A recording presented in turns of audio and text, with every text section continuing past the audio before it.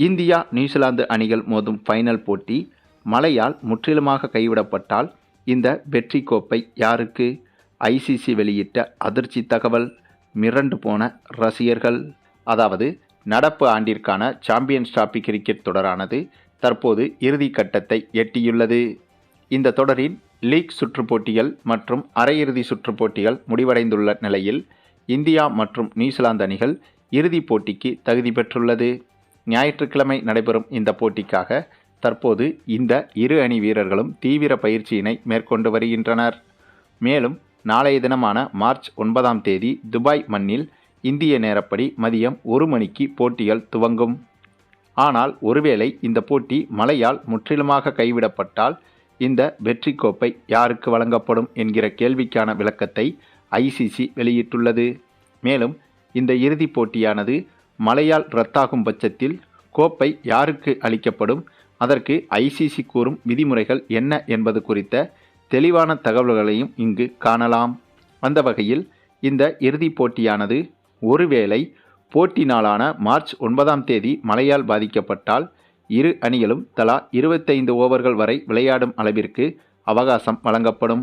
அப்படி அவகாசம் வழங்கப்படும் போதும் மீண்டும் மீண்டும் மழை குறுக்கிட்டு அன்றும் அந்த போட்டி ரத்து செய்யப்பட்டால் அதன் பிறகு மார்ச் 10ஆம் தேதி, அதாவது போட்டிக்கு மறுநாளான மார்ச் 10ஆம் தேதி ரிசர்வ் டே நாளன்று மீண்டும் இறுதிப் போட்டி நடைபெறும். ஆனால் அன்றும் மழையால் போட்டி பாதிக்கப்பட்டால் குறைந்தது 25 ஓவர்கள் வரை மீண்டும் அவகாசம் வழங்கப்படும். அப்போதும் மழை குறுக்கிட்டு இந்த போட்டி முற்றிலுமாக கைவிடப்பட்டால் இரு அணிகளுக்குமே கோப்பை பகிர்ந்து அளிக்கப்படும். கடந்த 2002ஆம் ஆண்டு சாம்பியன்ஸ் டிராபி தொடரின் இறுதிப் போட்டியில் மழை காரணமாக கைவிடப்பட்ட போது இந்தியா மற்றும் இலங்கை அணிகளுக்கு கோப்பை பகிர்ந்து அளிக்கப்பட்டன.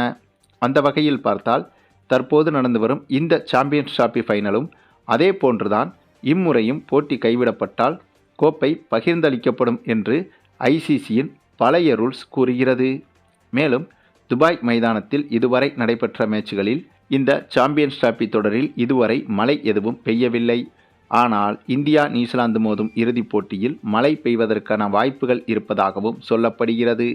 அது மட்டுமில்லாமல் இதில் கூடுதல் ஆச்சரியம் என்னவென்றால் இதுவரை மேலே சொன்னது அனைத்துமே ஐசிசியின் பழைய விதிமுறைகளாகும்.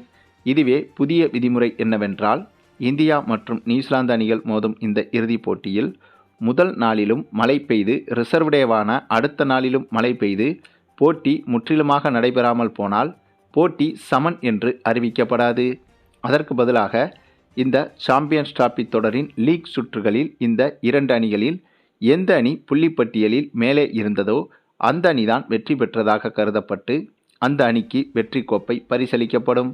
இதன் காரணமாக இந்த போட்டியின் போது மழை குறுக்கிட்டால் அது நேரடியாக இந்திய அணிக்குத்தான் சாதகமாக அமையும் என்றும் சொல்லப்படுகிறது.